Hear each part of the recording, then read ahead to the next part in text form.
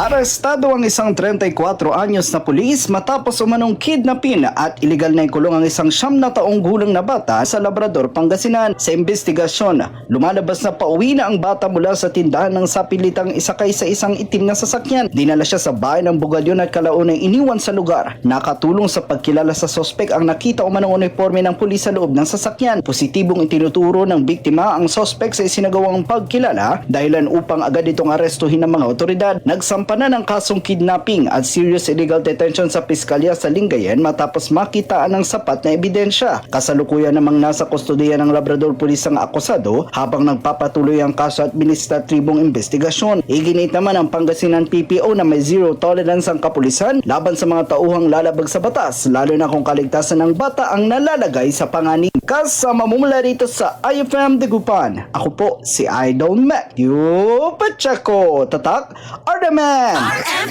Network News.